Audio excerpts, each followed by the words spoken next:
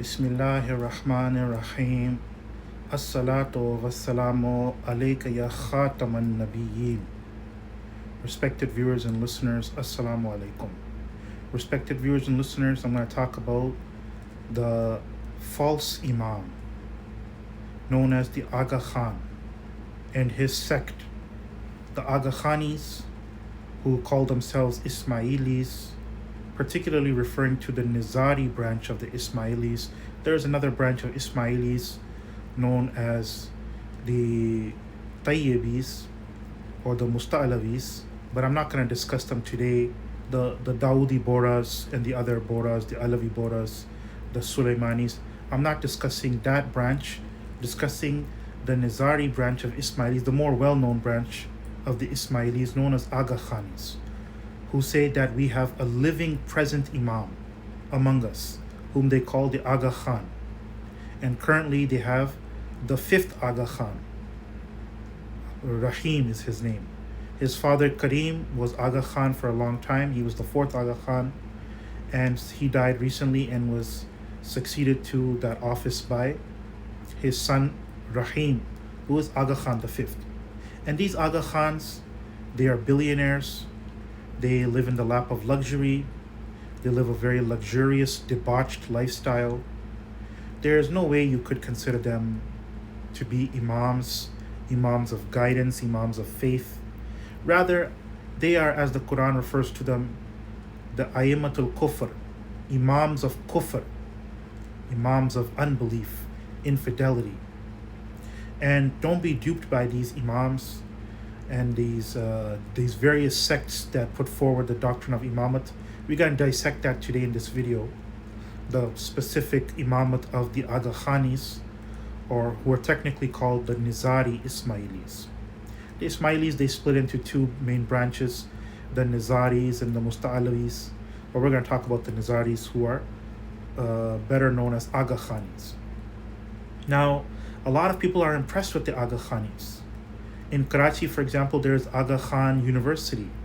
There's Aga Khan Hospital, very famous, and people are very impressed by these institutions, which are apparently doing humanitarian and charitable work. Likewise, the Aga Khan Development Network, established by the Aga Khan. So people are impressed with these things, so don't be duped by these methods which these astray sects and astray religions use, humanitarian and charitable projects, to portray a positive image of themselves in the public, in the society. Muslims should not fall for this trap. Muslims should not fall for this deception. Rather, they know what they believe. What is their aqidah? What is the khurafat? And what is their political agenda? There's always an agenda behind these astray sects to harm the Muslim Ummah.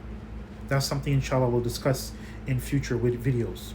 Now, coming back to the Aga Khanis. The Aga Khanis place a lot of emphasis on their supposed Aga Khan supposedly being a descendant, a direct descendant of the Holy Prophet Muhammad sallallahu alaihi wasallam. This is something which needs to be examined and evaluated and critiqued. The fact of the matter is that the Aga Khan being a descendant of the Prophet is very dubious. It's very suspect. It's doubtful. And I'm going to refer to you to a historian, which I encourage you to do your own research in the matter. Don't take my own word for it.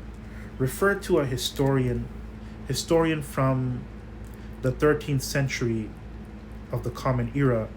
Ata Malik Juwaini was his name, and he was someone who lived during the Mongolian period. As you know, the Mongolians, they invaded and devastated Islamic civilization in the beginning of the 13th century during the time of Genghis Khan. So Ata Malik Juwaini, he had a position within the Mongolian government, and he was also a historian.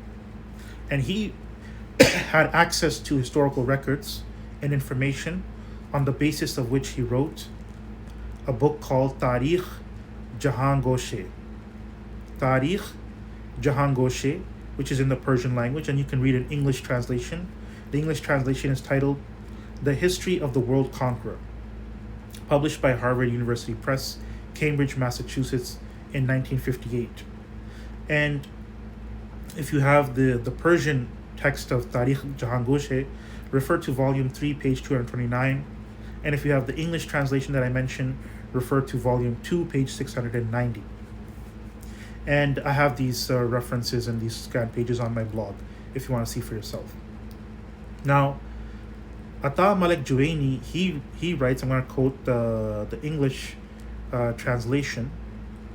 He says that there was Hassan, the son of Muhammad bin Buzurg Umid. Muhammad bin Buzurg Umid was the da'i. He was the one who was in charge of the dawah of the Ismailis at Alamut.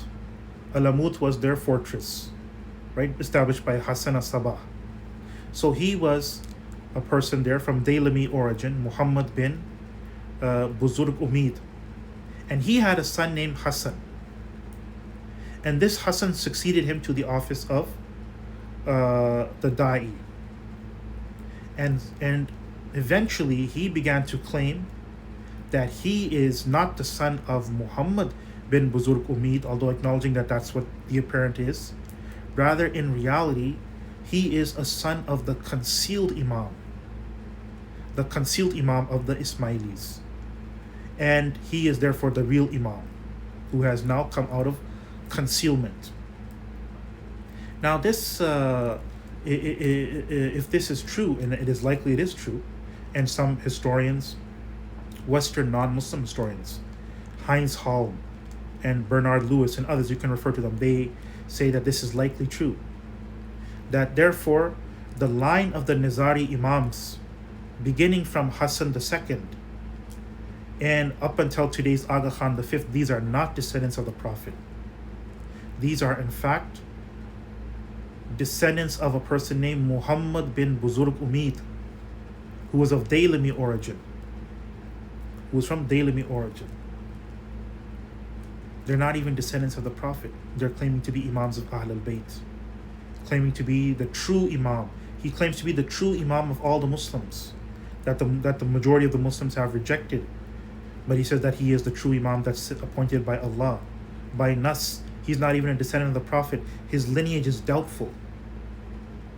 And in fact, it's even been mentioned by Ata Malik Juwaini in this text that he was the illegitimate son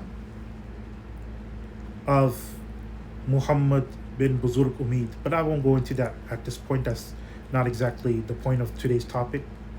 But anyways, you could see that the Ismaili imamat, it is doubtful. And you can see that these Ismailis, even if their imamat wasn't doubtful, meaning that they were truly descendants of the Prophet, it doesn't make any difference because look at their beliefs. In 1164, this Hassan II, not even a descendant of the Prophet, he declared himself that the Qiyamah has occurred. That the Qiyamah that's predicted in the Quran, the resurrection, the end of the age has already occurred. And on that basis, he abolished the Sharia. That's why today you see that the Ismailis, they don't observe the 5 pillars of Islam. They don't pray, they don't fast in Ramadan. They don't do the Hajj to Mecca. They don't observe any of the Sharia. And in fact, they don't even believe in the Qiyamah that we believe, which is a fundamental belief, the bodily resurrection. They reject it, just as the Sadducees rejected it in the time of Jesus, just as some of the Gnostics rejected it, just as the Hindus and the Sikhs and all these pagan religions, they reject the resurrection. These people also reject the resurrection. And rejection of the resurrection is a major kufr. Until next time, Assalamu alaikum.